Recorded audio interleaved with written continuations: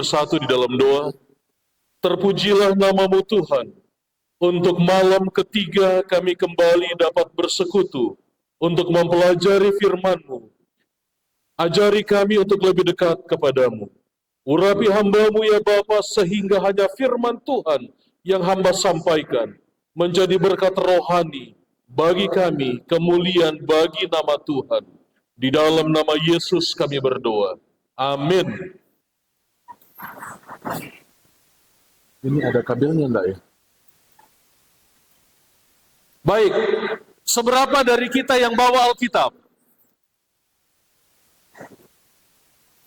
Ada yang bawa Alkitab? Wah, banyak, lumayan lah. Oh, semua ya? Puji Tuhan. Senang sekali kita boleh sama-sama mempelajari firman Tuhan. Karena kita hanya akan mempelajari apa kata Alkitab pada malam hari ini. Baik, terima kasih banyak tadi untuk vokal group dari SMK. Suaranya merdu dan mengangkat kita lebih dekat kepada Tuhan. Saya senang mendengar lagu karena saya fals. Saya kalau nyanyi fals. Jadi mendingan saya tidak nyanyi. Anak saya bilang, "Pak, bagus suara Papa. Tapi lebih bagus kalau Papa nggak nyanyi," katanya. Untung anak saya yang bilang. Dan tadi mana orangnya? Wah, bagus dia. Namamu Fanny atau James? Panggilannya Fanny atau James? James bukan Fanny ya? Nah, kan repot kalau Fanny kan? James Naibaho, bagus sekali. Kamu mahasiswa tingkat berapa? Baru masuk. Teologi ya? Wah, berbakat kamu ya. Tuhan memberkatimu. 4 tahun lagi, selamat datang di barisan kependetaan. Semoga tidak drop out. 4 tahun lagi. Jangan sampai berpikir untuk itu.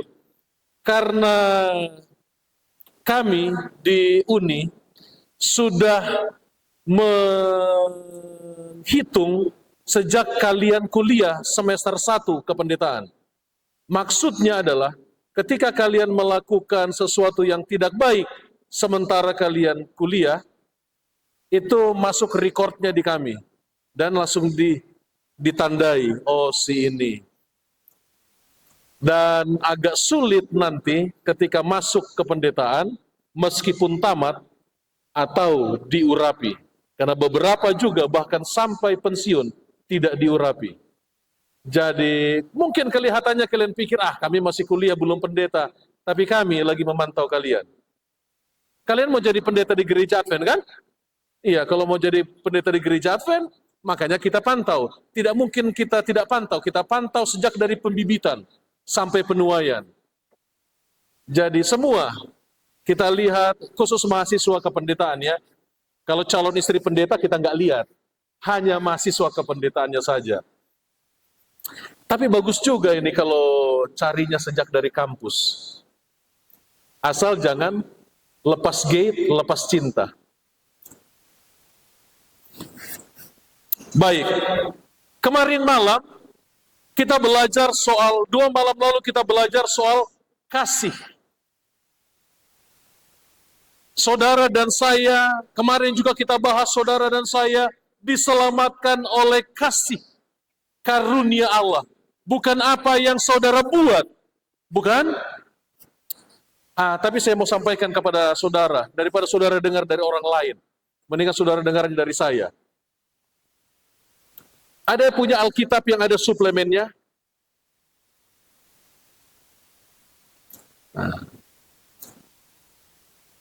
Saudara buka halaman 92, pertanyaan paling bawah.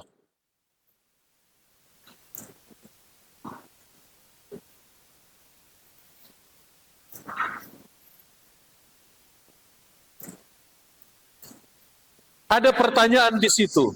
Apa bedanya perjanjian lama dan perjanjian baru? Apa tertulis? Yuk maju, siapa namamu? Coba baca, apa yang tertulis? Situ saja. Iya, ini jawabannya, iya. Perjanjian lama. Perjanjian lama.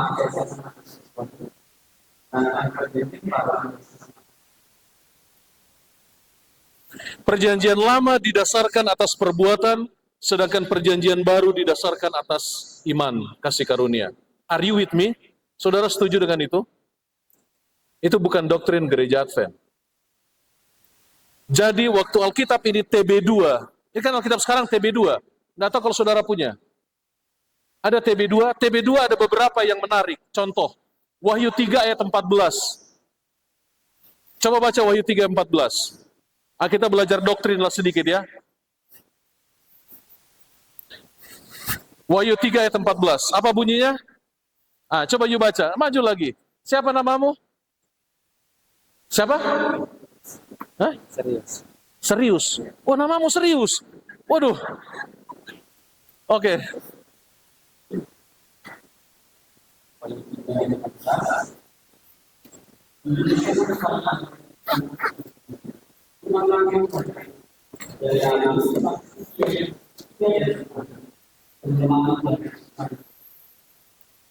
Terima kasih banyak. Yesus adalah permulaan dari ciptaan Allah. Berarti Yesus dari semua ciptaan Allah, berarti Yesus pertama kali diciptakan.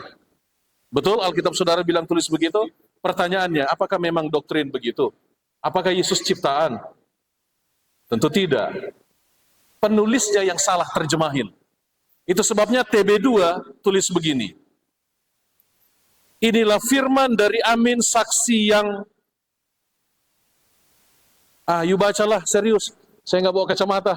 Ini baca TB2. Wahyu 3 ayat 14.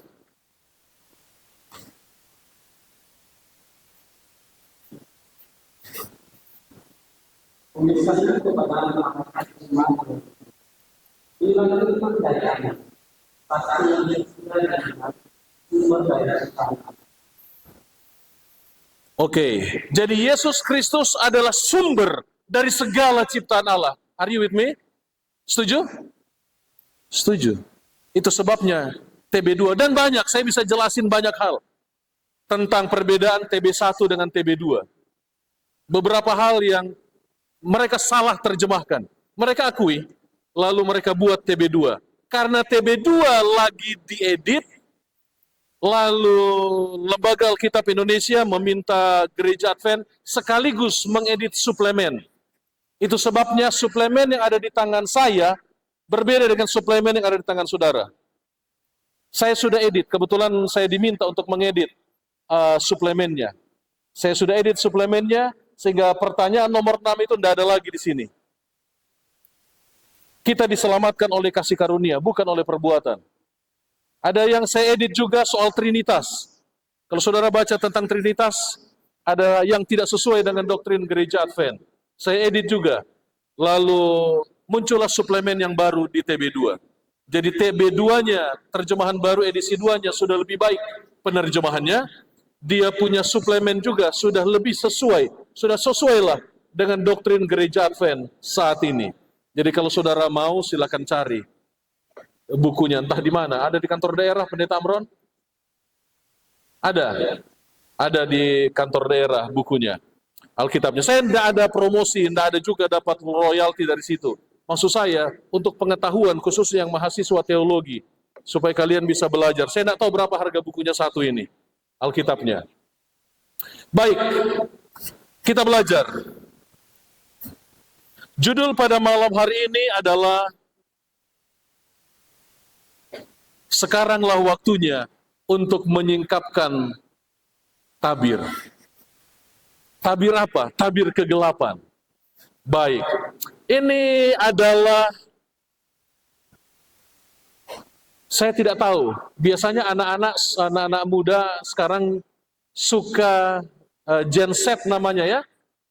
Gen Z itu tahu kan, yang untuk menghidupkan listrik? Iya, itu Gen Z namanya kan? Iya.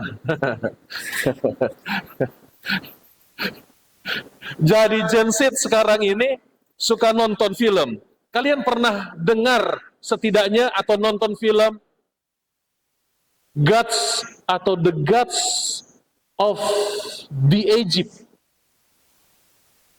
Pernah nonton film itu? Tidak pernah ya? Ada yang pernah? Kalian lihat di situ itu dewa-dewanya, mereka memperkenalkan kepercayaan Mesir terhadap dewa-dewa orang Mesir.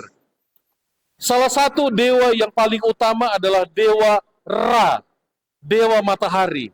Matahari itu diibaratkan kalau terbenam di barat itu seperti orang. Kalau mati terbenam, lalu mereka akan mengarungi lautan untuk sampai ke timur dan terbit lagi. Jadi ketika orang mati juga begitu. Ketika orang mati, dia mati lalu bersama dengan dewa Ra, mereka mengarungi lautan di bawah bumi sana untuk sampai ke timur, lalu lahir lagi dalam reinkarnasi makhluk yang lain. Itu kepercayaan Mesir. Dan sepanjang perjalanan itu mereka menghadapi banyak bahaya. Salah satu bahaya yang paling menakutkan adalah ular raksasa, namanya adalah Apep. Kalau mereka ditelan oleh Apep, maka mereka tidak bisa muncul lagi di timur. Muncul dalam reinkarnasi. Itu kepercayaan. Itu sebabnya orang Mesir mereka hanya balsam utuh. Karena mereka percaya makhluk ini akan reinkarnasi lagi, jasad ini akan reinkarnasi lagi. Dewa berikutnya adalah dewa Ba. Tadi Ra, sekarang Ba. Ra, semua orang bisa bersama dengan dewa Ra. Tapi dewa Ba hanya untuk Firaun. Dewa Ba itu hanya untuk Firaun. Kenapa? Karena Firaun punya kemampuan untuk menjelajahi dunia orang mati dan dunia orang hidup. Meskipun Firaun masih hidup, dia bisa menjelajahi dunia orang mati. Kalaupun Firaun sudah mati, dia bisa menjelajahi dunia orang hidup. Yang menjelajah ini, dewa burung tapi kepalanya manusia. Ini dewa Ba. Dewa terkenal berikut adalah dewa Ka. Dewa Ka kurang lebih seperti begini, ini adalah simbol dari kekuatan seseorang meskipun dia sudah mati. Nah, kepercayaan Mesir ini sampai sekarang bahkan beberapa orang masih percaya. Sebenarnya apa yang terjadi kalau saya mati? Oke. Beberapa denominasi tanpa menyebut denominasi. Beberapa denominasi mengajarkan bahwa orang ketika mati langsung masuk surga atau langsung masuk neraka. Denominasi Kristen maksud saya. Itu sebabnya di pemakaman suka ada kalimat, saat ini kami percaya sahabat yang kami kasihi ini sedang duduk di pangkuan Bapa di dalam kerajaan sorga. Pernah dengar kalimat begitu? Apa yang terjadi kepada orang mati? Ada denominasi Kristen juga yang percaya pada kebakaan jiwa. Artinya, mereka mati tapi bisa hidup lagi dalam bentuk yang lain. Apa yang terjadi pada saat orang mati? Apakah kematian adalah akhir dari segala-galanya? Satu hari, seorang misionaris mau menginjil, dia kepada suatu daerah, dia bilang sama orang muda ini, "Nak, kamu punya cita-cita bagaimana?" "Oh, saya lagi sekolah sekarang, Om." "Terus, kalau sekolah nanti setelah tamat saya kerja. Setelah kamu kerja, saya nikah. Setelah kamu nikah, ya punya anak. Setelah punya anak, punya cucu. Setelah punya cucu, ya jadi tua. Setelah tua, ya mati. Setelah mati, apa yang terjadi setelah mati? Mati adalah akhir dari segala-galanya. Pernah dengar juga di pemakaman orang bilang begini, saat ini kita menghantarkan jenazah dari sahabat kita ini ke tempat peristirahatannya yang terakhir. Pernah dengar juga? Ya. Apa memang kuburan adalah akhir dari segala-galanya? Ini adalah tempat peristirahatan terakhir. Mari kita lihat apa yang Alkitab katakan. Mati langsung ke sorga, ke neraka, atau bagaimana? Atau si mati itu, orang yang mati itu, tidur menunggu kedatangan Yesus untuk membangkitkan. Atau dia sudah di sorga sekarang. Atau kematian adalah akhir dari segala-galanya. Di mana kita bisa temukan jawabannya? Hanya ada di dalam Alkitab. Apapun denominasinya, Alkitabnya sama. Kebetulan saya pakai TB2. Alkitab yang sekarang digunakan di Indonesia tidak lagi TB1 yang saudara pegang, tapi kita sudah menggunakan TB2. Semua literatur sudah tidak boleh lagi menggunakan TB1. Jadi kalau kita nulis buku atau nulis jurnal, kita sudah harus menggunakan yang TB2. Tidak boleh lagi TB1. Itu sebabnya beberapa buku kita sudah sedang diedit untuk disesuaikan dengan TB2. Baik, mari kita buka Kejadian. Kejadian 2 ayat 7. Ketika itulah Tuhan Allah membentuk manusia itu dari debu tanah. Apa kalimatnya? The Lord formed man from the dust of the ground. Dari debu tanah. Dan menghembuskan nafas hidup ke dalam hidungnya. Baru jadi makhluk yang hidup. Jadi debu plus roh atau nafas hidup dari Tuhan, maka jadi jiwa atau makhluk yang hidup. Elemen-elemen dari bumi plus nafas sama dengan makhluk yang hidup. Oke. Jadi makhluk yang hidup itu terbentuk dari apa? Debu tanah plus nafas dari Tuhan. Berarti kalau nafas dari Tuhannya hilang atau mati atau kembali kepada Tuhan, apa yang ada? Yang ada hanyalah debu tanah. Lalu menjadi pertanyaan, kemana makhluk yang hidup? Bisa dihidupin dek itu? Iya, panas sekali. Apakah makhluk yang hidup itu ada? Saya mau sampaikan kepada saudara. Makhluk yang hidup itu tidak ada. Makhluk hidup itu ada kalau debu tanah dihembusi nafas dari Tuhan. Kalau nafasnya kembali kepada Tuhan, maka yang tersisa adalah debu tanah. Lalu kemana makhluk yang hidup? Tidak ada. Sama seperti lampu yang saudara lihat ini.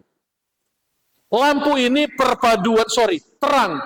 Terang ini perpaduan bohlam plus PLN. Betul? Kalau PLN-nya mati listrik atau dicabut saklarnya, apa yang tersisa? Bohlamnya.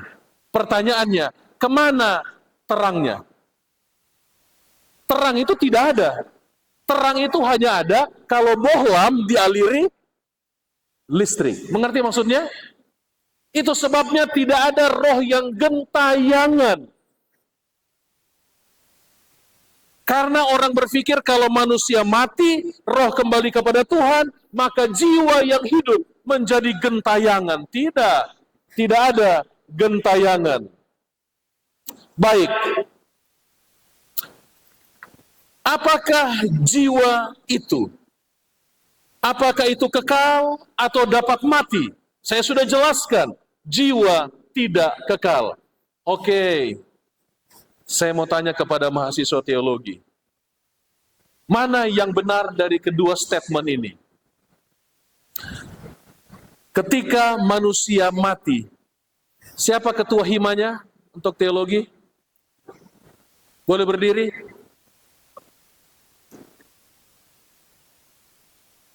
Oke. Namanya Gatot. Oke, enggak apa-apa. Yang penting saya sudah tahu orang yang mana. Silakan duduk. Coba dijawab mahasiswa teologi atau bagi semua yang mau menjawab, khususnya mahasiswa. Mana yang benar dari kedua statement ini? Ketika manusia mati, maka dia kembali ke tanah.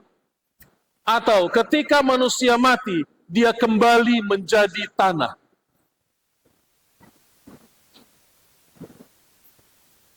Ada yang mau jawab? Mana yang benar dari kedua statement itu?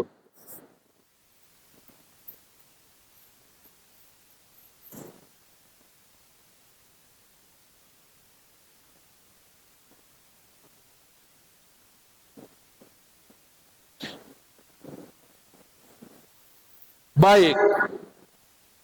Kembali ke tanah atau kembali menjadi tanah? Kembali tanah aja saya dengar. Kembali ke tanah atau kembali menjadi tanah? Kembali menjadi tanah. Di mana ayatnya?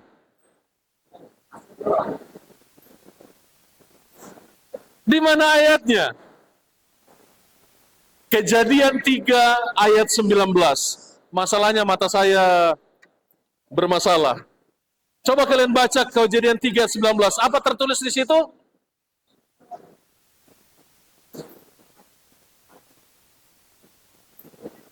Kembali menjadi tanah. Jadi ketika saya mati, ketika manusia mati, dia tidak kembali ke tanah. Kalau kembali ke tanah, berarti ada jenazah di tanah. Betul? Tapi kalau kembali menjadi tanah, maka tidak ada jenazah, yang ada tanah. Tapi permasalahannya, ini orang Indonesia ya, kalau lewat di kuburan, punten dia. Punten. Lewat di kuburan dia permisi, akan menarik. Padahal Alkitab mengatakan, contoh, saya kembali ke Jakarta. Berarti ada saya di Jakarta. Tapi kalau saya kembali menjadi Jakarta, berarti saya adalah Jakarta. Mengerti maksud saya? Jadi ketika orang mati, maka yang ada adalah tanah. Itu sebabnya jangan mohon berkat dari tanah. Mengerti maksud saya ya? Kan ada juga orang yang mohon-mohon berkat dari jenazah. Jangan mohon berkat dari tanah. Karena itu sudah tanah. Sehingga kalau lewat kuburan jangan takut. Karena itu hanya tanah. Kenapa takut kalau lewat kuburan? Yeskiel 18 ayat 4. Dan orang yang berbuat dosa itu yang harus mati. Bahasa Inggrisnya bagus. The soul who sins shall die. Soul itu jiwa atau makhluk yang hidup. Makhluk yang hidup yang berdosa itu mati. Kalau mati, ya sudah tinggal bohlam. Tidak ada lagi yang lain. Di dalam Alkitab tidak ada kata jiwa yang kekal. Immortality of the soul is not the doctrine from the Bible. Immortality of the soul. Kebakaan jiwa. Tidak ada yang baka. Hanya satu yang baka. Yaitu Tuhan itu sendiri. Semua makhluk hidup pasti mati. Saya di pemakaman, apalagi waktu kependetaan, sekretaris kependetaan itu sering sekali pemakaman, pimpin acara pelepasan lah segala macam. Saya suka dengan saya punya kalimat. Setiap kali kematian saya suka kalimat ini. Saya sering ucapkan selalu. Saya katakan kematian itu adalah rest area. Contoh, susah saya contohkan di sini. Contoh dari Jakarta ke Bandung. Jakarta ke Bandung 128 km. Nah, itu kan ada rest area. rest area 14, kalau tidak lewat atas. Ada 14, ada 54, ada 88, ada rest area. Jadi saya mau ke kilometer 128, tapi seringkali saya berhenti di rest area 14. Bisa isi bensin, bisa buang bensin. Kilometer 14, atau kilometer 44, kilometer 54, kilometer 88. Tapi itu adalah rest area. Tujuan saya adalah Bandung. Itu hanya rest area. Tujuan saya adalah Bandung. Hidup saya dan saudara seperti itu. Saudara dan saya hidup di dunia ini tujuannya adalah surga. Tapi seringkali ada yang rest area 14, ada rest area 60, ada rest area 80, tapi itu tetap adalah rest area. Apa maksudnya? Meninggal di usia 80 tahun, meninggal di usia 14 tahun, meninggal di usia 1 tahun. Tapi itu bukan tempat kita yang abadi. Itu adalah tempat peristirahatan sementara. Jadi itu rest area. Pemakaman bukan tempat peristirahatan terakhir. Itu adalah tempat peristirahatan sementara. Alkitab berkata dalam 1 Timotius 6 ayat 15 dan 16, Dialah satu-satunya yang tidak takluk kepada maut. Siapa yang baka, yang kekal, yang immortal? Satu-satunya yang immortal adalah Tuhan itu sendiri. Tuhan itu sendiri yang immortal. Filsuf pagan Yunani mengajarkan bahwa jiwa itu kekal. Ada seorang filsuf bernama Herakleitos. Dia mengatakan the soul is fiery in nature. To soul it is death to become water. To water death is become earth. But from earth water is born, and from water soul.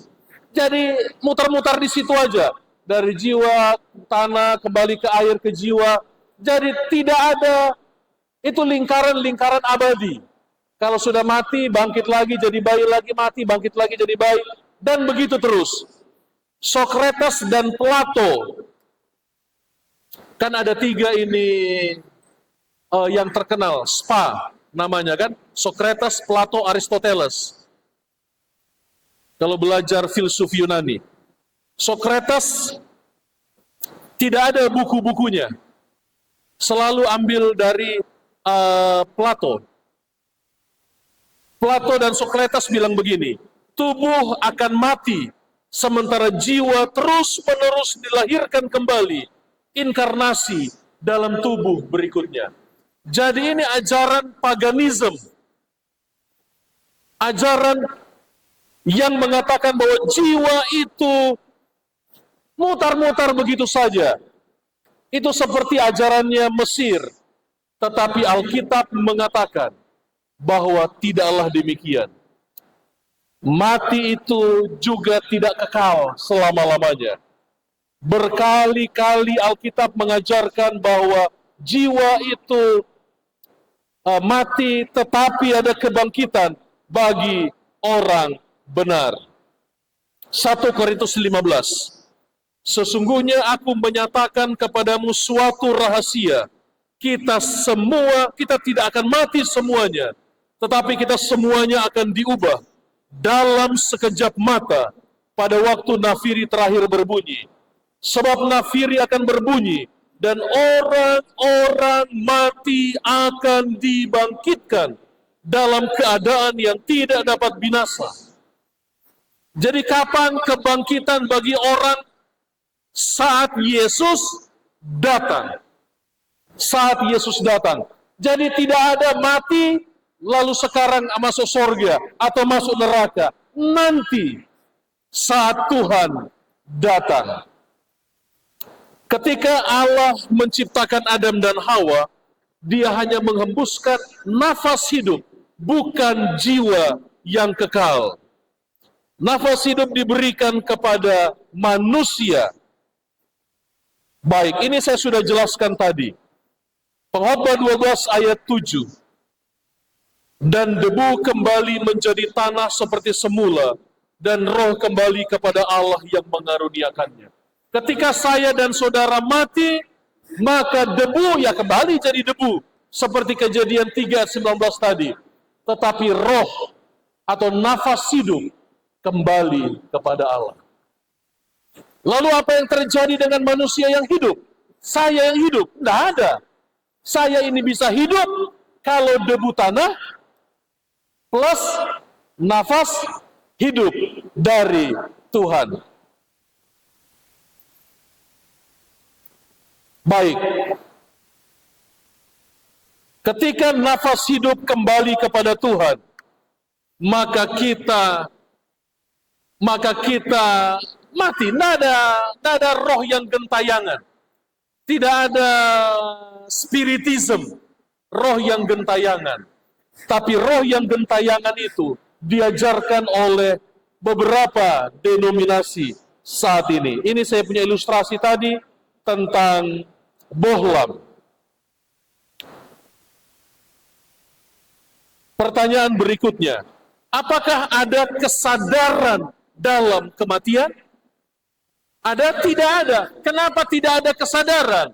Karena begitu mati yang ada hanyalah debu tanah. Apa debu tanah ada kesadaran? Tidak ada. Alkitab berkata, karena orang yang hidup tahu mereka akan mati, tetapi orang mati tidak tahu apa-apa. Baik kasih mereka, kebencian mereka, kecemburuan mereka, sudah lama yang tidak ada lagi cemburu. Ada juga ini seorang istri yang sudah sekarat, dikisahkan, dia bilang sama suaminya, Papa jangan nikah lagi. Kalau Papa nikah lagi, saya akan hantui Papa. Tidak ada. Tidak ada menghantui. Kalau sudah mati, ya sudah mati. Istrinya tanya, Pak, saya sudah sekarat. Kalau saya mati nanti, Papa nikah lagi atau tidak? Datang suami bilang, Ma, itu urusan orang hidup mati, nikah atau tidak. Bukan urusan orang mati. Urusan orang hidup. Maksudnya adalah orang mati tidak tahu apa-apa. Tidak ada yang mereka tahu. Tapi Tuhan berkata, kematian itu hanyalah tidur semata. Berkali-kali penulis Alkitab mencoba menjelaskan bahwa mati adalah tidur. Kalau tidur berarti akan bangkit. Ini kisah Lazarus. Lazarus saudara kita telah tertidur, tapi aku datang untuk membangunkan dia, kata Yesus. Murid-muridnya bilang, Tuhan, kalau dia hanya tidur, dia sembuh dong. Tapi Tuhan berkata, tetapi maksud Yesus ialah tertidur dalam arti mati. Sedangkan sangka mereka, Yesus berkata tertidur dalam arti biasa. Mati bagi Yesus itu hanyalah tidur sementara sampai dibangkitkan. Karena itu, Yesus berkata dengan terus terang, Lazarus sudah mati. Mari kita pergi untuk membangkitkan dia. Ketika bertemu dengan Marta, saudara baca kisahnya ini, Yesus berkata kepada Marta, kata Yesus kepada Marta, saudaramu akan bangkit.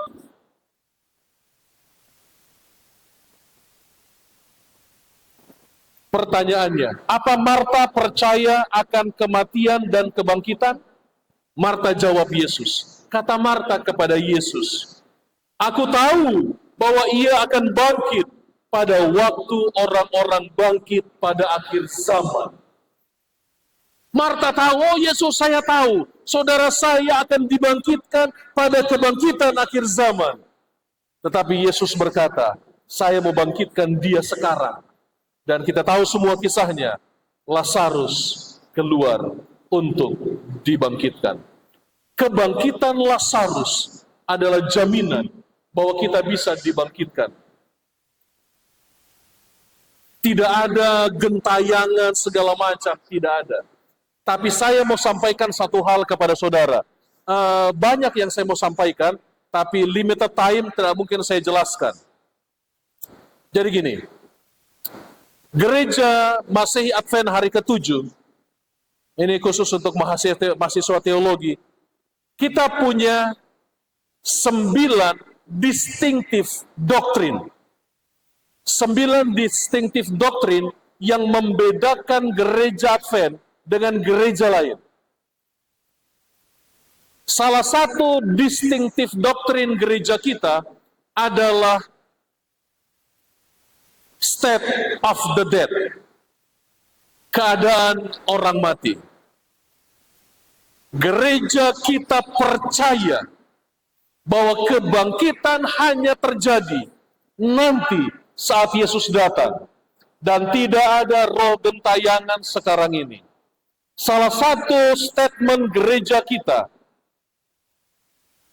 mengatakan di dalam Great Kontroversi halaman 590, hubungan antara orang mati dan hari Minggu. Besok kita belajar tentang Sabat. Sekarang kita hanya pengantarnya saja. Saya baca, the miracle working power manifested through spiritualism will exert its influence against those who choose to obey God rather than man. Ada satu kuasa keajaiban spiritualism yang akan mempengaruhi mereka yang memilih setia kepada Tuhan daripada kepada manusia. Apa miracle-nya? Ini akan terjadi pada akhir zaman. Communications from the spirits will declare that God has sent them to convince the rejectors of Sunday of their error. Komunikasi dengan roh-roh dari orang yang sudah mati akan menyatakan bahwa Tuhan menyuruh mereka datang kepada saudara, meyakinkan saudara. Contohnya, siapa saudara? Saya punya mama sudah meninggal. Lalu mama saya datang kepada saya dan berkata, John, panggilan kecil saya. John, mama disuruh oleh Tuhan, mama sudah ke sorga. Ingat, ada denominasi Kristen yang percaya orang mati masuk sorga. Begitu mati masuk sorga. Bayangkan ketika saudara punya doktrin itu, bahwa orang mati masuk sorga. Padahal kita bilang orang mati ya mati, kembali menjadi tanah. Lalu dia bilang, John, mama sudah dari sorga. Mama disuruh oleh Tuhan untuk meyakinkan kamu, jangan menolak hari Minggu. Kamu harus beribadah hari Minggu, bukan hari Sabat. Karena di sorga tidak ada yang melihara hari Sabat. Mama sudah lama di sorga jalan-jalan. Semua gereja hanya hari Minggu di sorga. Kata mama saya yang sudah meninggal dunia, bagi mereka yang percaya spiritualism, affirming that the laws of the land should be obeyed as the law of God. Meyakinkan saya bahwa itu yang pemerintah bikin itu yang benar. Karena pemerintah sedang memaksakan undang-undang hari Minggu. Itu yang benar, sudah ikuti itu, sudah itu yang benar. Karena di sorga juga tidak ada yang pelihara hari Sabat. Salah selama ini. They will lament the great wickedness in the world and second the testimony of religious teachers that the degraded state of moral is caused by the secretion of Sunday. Tahu nggak nak? Betul yang dibilang guru-guru agama itu. Bahwa kenapa dunia semakin merosot? Karena kita tidak memelihara hari Minggu. Jadi nak, mulai sekarang kamu pelihara hari Minggu. Great will be the indignation excited against all who refuse to accept their testimony. Bayangkan ketika hal ini terjadi nanti pada akhir zaman. Bagi mereka yang percaya pada spiritualism, yang percaya bahwa kalau mama saya meninggal, dia baik, dia pasti masuk surga. Kalau mama saya meninggal tapi jahat, maka dia masuk. Saya tidak ingin sebut denominasi lain. Pokoknya masuk ke satu tempat untuk disucikan sebelum pindah masuk ke surga. Ada aliran ajaran seperti begitu. Lalu mereka punya mama yang sudah meninggal datang. Nah, sudah salah selama ini kita. Sudah betul itu hari Minggu. Karena mama sudah jalan-jalan di surga. Tidak ada yang pelihara hari Sabat. Semua pelihara hari Minggu. Mama disuruh oleh Tuhan. God has sent to convince the rejecter of Sunday of their error. Saudara dan saya akan menentang salah hari Minggu, yang benar hari Sabat. Mama saudara, maaf kata kalau meninggal, atau mama saya sudah meninggal bilang, nah, so salah. Kita ini sudah salah. Yang benar adalah hari Minggu. 1 Tesalonika 4 ayat 16. Sebab pada waktu tanda diberi, yaitu pada waktu penghulu malaikat berseru dan sangkakala Allah berbunyi, maka Tuhan sendiri akan turun dari sorga, dan mereka yang mati dalam Kristus akan lebih dahulu bangkit. Berarti ada kebangkitan kedua. Nanti kebangkitan kedua setelah 1000 tahun di sorga.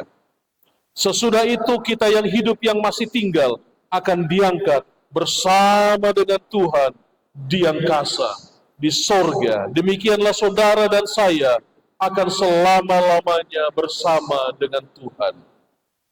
Saat itu saudara, ada satu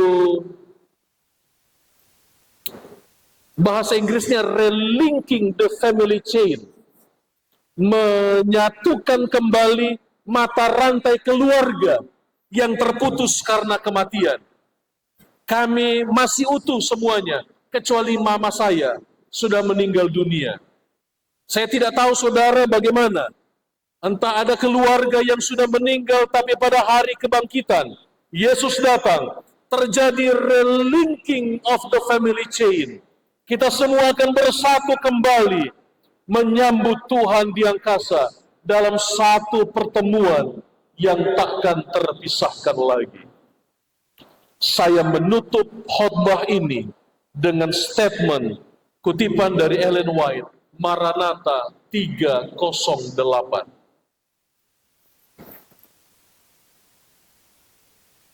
Loh, tidak muncul dia? Oke. Saya tidak terjemahkan, karena terjemahan bahasa Indonesianya agak sedikit beda. Christ is coming with clouds and with great glory. Kristus akan datang di atas awan dengan kemuliaan yang besar. A multitude of shining angels will attend him. Berlaksa-laksa malaikat yang bersinar akan bersama dengan dia. He will come to raise the dead. Yesus datang untuk membangkitkan orang mati. And to change the living saints from glory to glory. Dan akan mengubahkan orang benar yang hidup dari kemuliaan kepada kemuliaan. He will come to honor those who have loved him. Dia datang untuk memberikan penghargaan kepada mereka yang mengasihinya dan memelihara hukum-hukumnya dan membawa mereka ke hadiratnya. He has not forgotten them nor his promise. There will be a relinking of the family chain. Ini yang saya bilang, akan ada satu penyatuan kembali dari mata rantai yang telah hilang karena kematian. Mata rantai keluarga yang telah hilang dari kematian. Ini yang saya mau sampaikan kepada saudara. Khususnya ibu-ibu dan calon ibu-ibu dan yang punya ibu. Semua punya ibu. The day of God will reveal how much the world owes to godly mother. Hari itu ketika Tuhan datang akan menyatakan betapa dunia sangat berhutang kepada ibu-ibu yang takut akan Allah. When the judgment shall sit and the book shall be opened, when the well done of the great judge is pronounced, and the crown of immortal glory is placed upon the brow of the victor. Ketika hakim itu duduk, buku-buku kitab dibuka, dan kalimat, baik sekali perbuatanmu, hai hambaku yang baik dan setia, diumumkan, dan mahkota kemuliaan diberikan di atas semua kepala umat tebusan. Ketika saudara dan saya diberikan mahkota kemuliaan, gambar yang sebelumnya, diberikan mahkota kemuliaan, many will raise their crowns in sight of the assembled universe and pointing to their mother say. Banyak dari umat tebusan akan mengangkat mahkotanya dan menunjuk kepada mama mereka dan berkata, Mama, terima kasih. Engkau yang membuat saya bisa masuk surga oleh kasih karunia Allah. Nasihat-nasihatmu, doa-doamu diberkati oleh Tuhan sehingga saya masuk surga. Saya percaya bila mana Yesus datang, saya ambil bagian dari mereka yang akan mengangkat mahkotanya dan berkata kepada mama saya, Mama, terima kasih. Doa mama, nasihat mama diberkati oleh Tuhan. Itu sebabnya ibu-ibu dan calon ibu yang ada di ruangan ini, ketika engkau dikaruniai anak, doakan mereka selalu, nasihati mereka selalu, dan tuntun mereka selalu ke dalam jalan kebenaran. Engkau tidak tahu kapan mereka bertobat, kalaupun hilang saat ini. Engkau juga tidak tahu kapan mereka akan kembali kepada Tuhan. Tapi selagi engkau diberikan kesempatan bersama dengannya, doakan dia, nasihati dia. Karena saya percaya satu hari kelak, mereka akan mengangkat mahkota mereka dan berkata, terima kasih mama, saya bisa masuk surga. Karena doa mama dan nasihat mama. Tak pernah ku akan lupa doa ibu kepadaku. Kiranya kita tetap mengingat doa ibu kita.